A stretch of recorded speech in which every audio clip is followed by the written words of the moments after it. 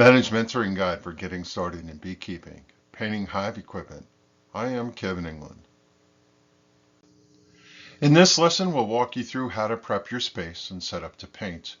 Some recommendations for paintbrushes and rollers, if that's how you roll. 90% of paint finish is in the prep work. How to paint your boxes will provide instructions, and we'll finish with some tips and suggestions. Painting is a mix of reading the directions, technique, and a little know-how. In this presentation, we'll share a little bit of all of this. Before we get started, I'm going to tell you a quick thing about the content source for this presentation.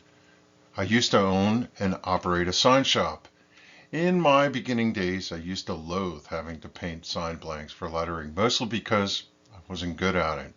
Along the course of operating my business, I took on a partner whose family owned a home painting operation. Subsequently, he taught me the basics of paint systems, paint brushes, rollers, and how to paint things. I've always had a deep appreciation for what he shared with me and try to pass it on wherever I can.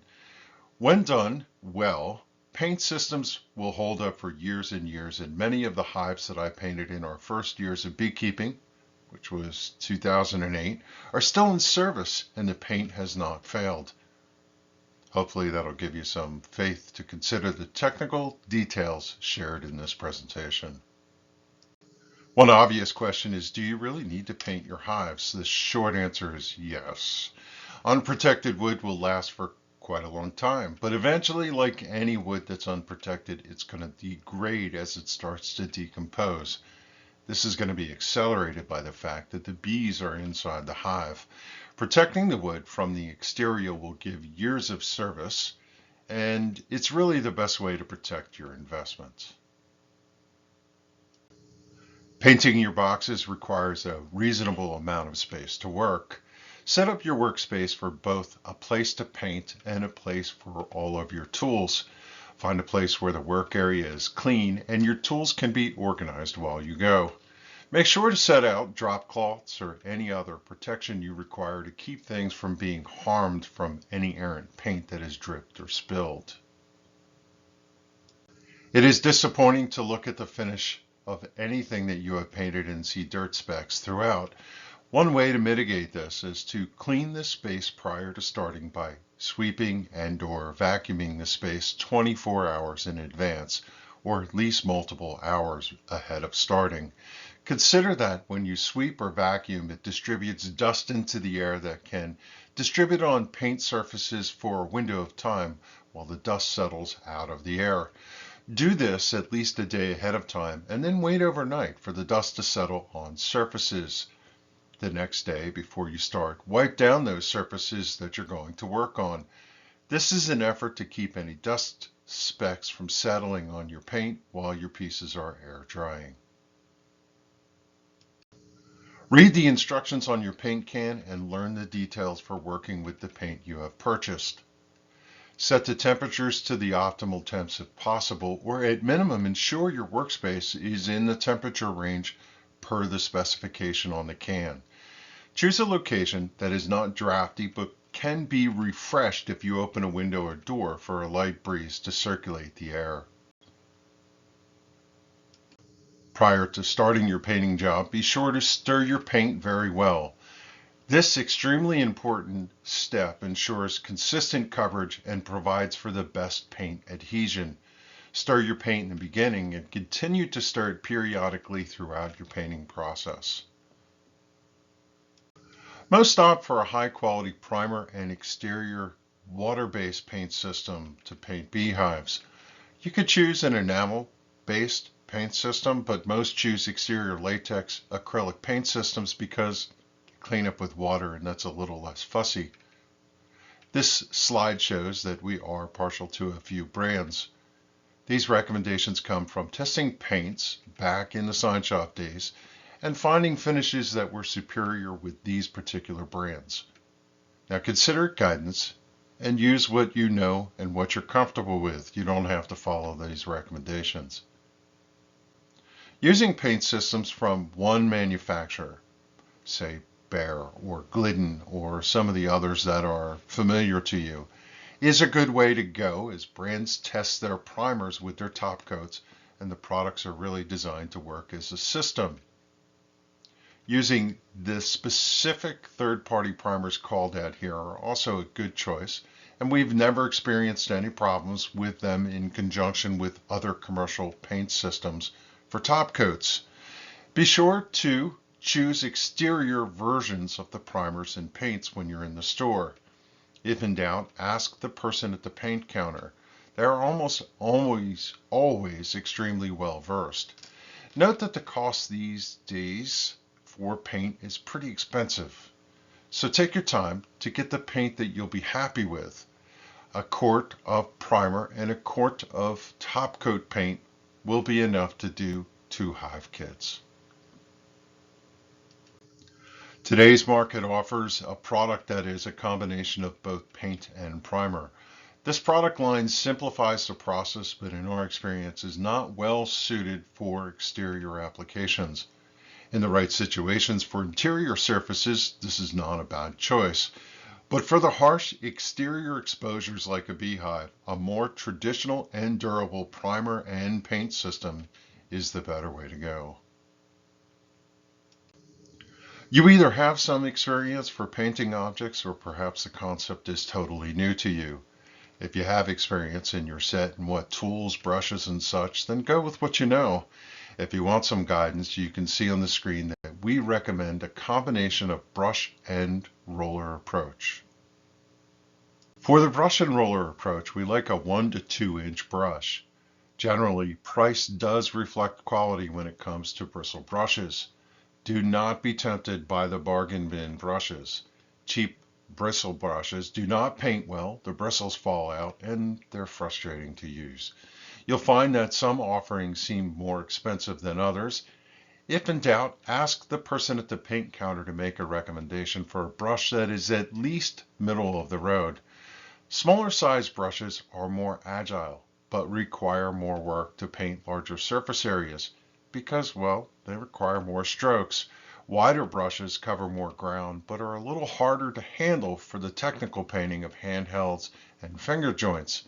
For your first go around, you might want to source both sizes, trying them to see what turns out to be your favorite. If you keep your brushes clean, they will last for quite some time and serve as a good investment. As to the rollers, we like the stubby roller tray combos that are available in the marketplace.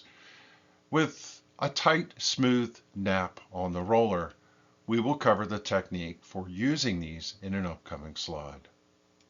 There's an alternative to a traditional bristle brush that is a popular choice for painting these days. If you source a good quality foam brush, they actually are a suitable choice. As the slide shows, there are wide differences in the qualities for these, and, well, the cheap ones are terrible to paint with. They fall apart and they leave a poor finish. Try to look around and figure out what a quality one looks like, and as suggested on the slide, pay a little more for a better brush. If all else fails, fall back to the traditional bristle brush. Keeping perspective, these are beehive boxes. A reasonable finish is good enough, but it doesn't mean that we would not like to want to get a good result. And there is no substitution for preparation if you want to stand back and admire what you have done. The next few slides will offer some tips and techniques along with instructions for prepping your equipment for painting, and the more you invest, the better the outcome.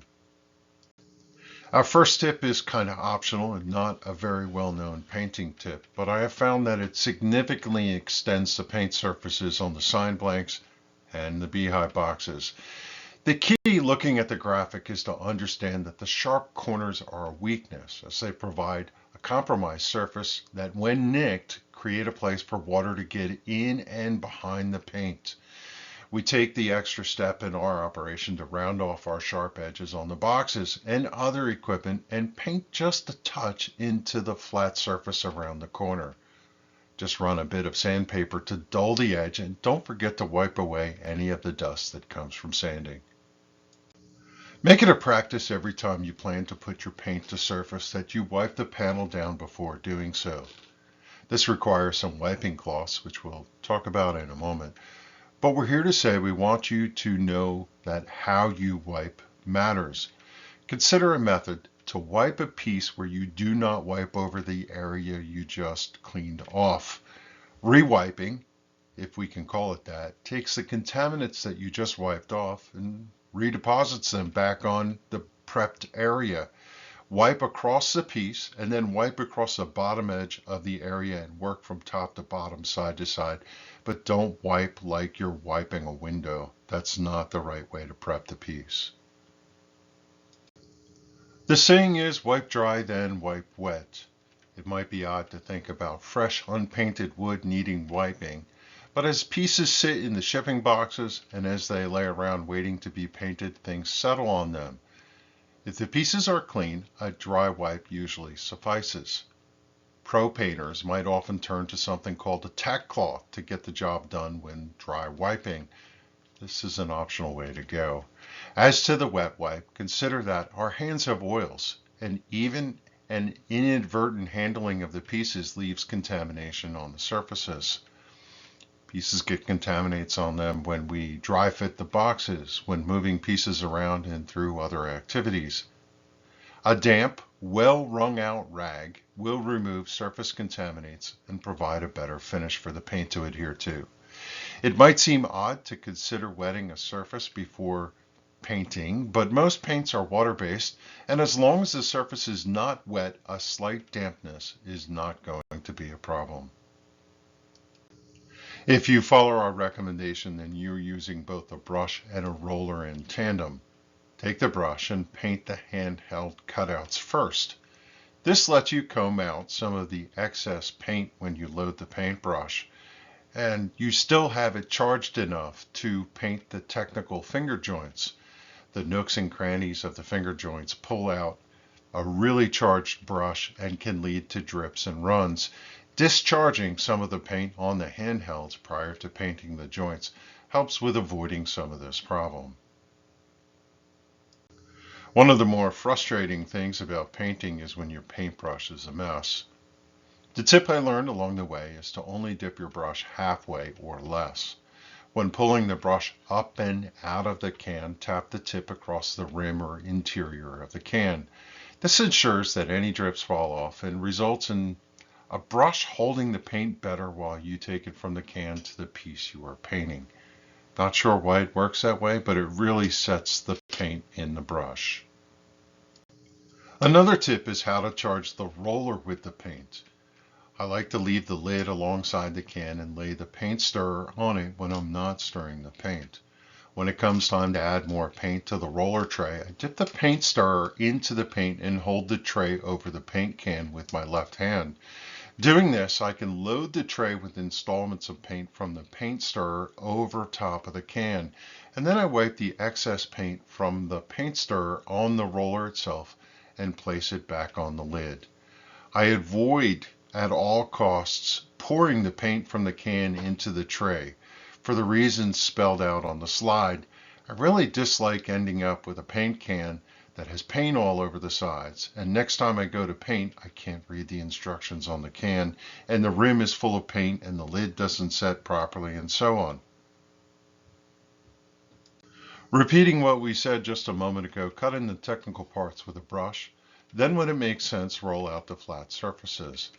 Obviously, if you're just doing everything with a brush instead, then brush out the entire piece you're working on. If you are painting bottom boards and top covers and the like, you will just use a paintbrush for those. When painting with primer, you're looking to apply 2 light coats. The first coat does not have to fully cover the surface. Most times you can begin priming with the first piece, then the next, and then the next, and by the time you prime everything in the stack, you can return to the first one to begin the second round. Primer dries that fast. One key success factor for painting hives is painting the end grain areas of the boxes. Wood substrates vary, and with some woodenware, the end grain areas suck up the paint and require additional applications. Sealing the end grains, especially with the primer, is an important consideration, and if it requires a quick touch-up to apply another layer of primer, then take the time to get them sealed. Follow the directions on the slide and do take the time to paint the bottom of the bottom board. Bottom boards are subject to a lot of moisture, given they're closer to the ground. Protecting them properly extends their lifespan. When it comes to painting Hive equipment, sometimes it can be tricky to figure out which surfaces to paint and which ones to avoid. If you feel confused about this, consider placing the Hive stack together and looking at everything that's exposed, remembering that external surfaces get painted. In a general sense, if you cannot see it, it doesn't get painted. If you looked around, you might see some recommendations to paint the top edges and bottom edges of Hive boxes. We do not advocate for that and have seen boxes stick together when painted surfaces are placed upon each other even weeks after they have fully dried. It's hard to describe where you should and should not paint a bottom board, but the simple answer is to think about the part that extends out beyond the Hive box and that needs to be painted. As they say, a picture is worth 1,000 words. As you can see from the photo, you are going to paint the areas where the bees land and walk into the hive, along with the top edges alongside that landing area. You do not paint the interior of the bottom board or the edges that the Hive boxes lay on. In a previous lesson, you heard us advocate for 3M painter's tape. That particular brand is important to use as it's really a high quality painter's tape. In this case, you're using it for its intended purpose. It's a great tool to cover things you do not want to paint, especially if you do not have a lot of dexterity when working with a paintbrush. If somewhere along the way you make a mistake and you get a drip of paint somewhere where you do not want it, take a rag, wrap it around your fingertip, and push hard from one side of the error you are trying to wipe away to the other side, while rolling your fingertip to pick up the errant paint you want to remove. If you happen to come back and find that a piece has dried and the paint is freshly dried, you could probably wipe it off if you wet a rag and rub against it, breaking through the dried surface and getting to the unset binder below. This is useful if you find a mistake after a piece has set for a little bit and started to be dry to the touch. If you follow our lead, then you will do 2 coats of primer and 2 coats of top coat. There is a tactic to make corrections as you go. After the first coat of primer, fix any defects and then move on to the second coat of primer. Fix anything from primer 2, then go to top coat 1. After the first top coat is on, you will have one final chance before being vigilant on your final top coat finish. Take extra time to inspect each piece prior to starting in on that final top coat and fix anything that has slipped through. Finish the top coat as described, taking care with your final brushwork to sweep across the surfaces and comb them out to a level and even application of paint. When finished, leave the pieces to dry completely. Consider the drying time from the paint can instruction and also whatever the weather is that you're painting in. If it's colder, it's going to take a little more time. If it's warmer, it might dry quickly on the surface, but not fully dry, so leave a little more time for the paint to harden off. Do consider that even when it's dry to the touch, it will take many days for the paint to be fully chemically dry, and that's the state you want it in before you put bees in it. One thing we have not talked about is using the approach of spraying the equipment with an air system. When we say air system, we mean systems that work with a compressor and a spray gun, not a rattle can. Never consider painting boxes with spray cans. It's just simply not going to work. If you know, however, how to paint boxes with a proper air system, then go ahead and use that if you're comfortable with it.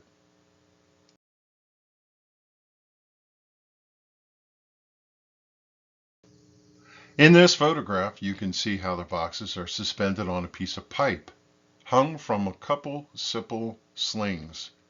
As you might guess by the photo, you could paint one side of the box and then rotate the box on the pipe and paint the next, and so on and so on and so on. This also has the advantage that it's up in the air and a little more comfortable to paint with at chest height. Now, some beekeepers suspend the pipe between 2 sawhorses and paint the boxes while sitting in a chair. The photo is just a suggestion of another way to go. Your boxes do not have to be simple, solid, single colors. So many beekeepers get creative and paint designs on the outside of their hive boxes, and it's a fun thing to do. Just be sure to use external paint for your graphics so it holds up in the weather. Also heed the note that sometimes, from management practices, you switch boxes between hives or the order of the boxes in the hive stack, and you have to keep that in mind with your exterior design because if you flop an illustration upside down, it's going to kind of look funny. Just know that if you ultimately get in that position, you can move the frames around inside the boxes while keeping the boxes in the order, but it's a little more work on your part, and you have to know that going in. This closes out the lesson for how to paint your hive equipment. We hope that you found it useful and would love to know if you have any other tips for us that we could share and pass along to others. Our next topic is about sourcing and selecting bees, and we'll give a small primer on packages and nukes. Following that, we'll talk a little bit about the philosophical side of beekeeping. If you have questions, you can ask at our next online session. You can also send an email to the address on the slide. If you're watching from YouTube, you can leave a comment below. Thanks for watching, and we'll see you at the next lesson.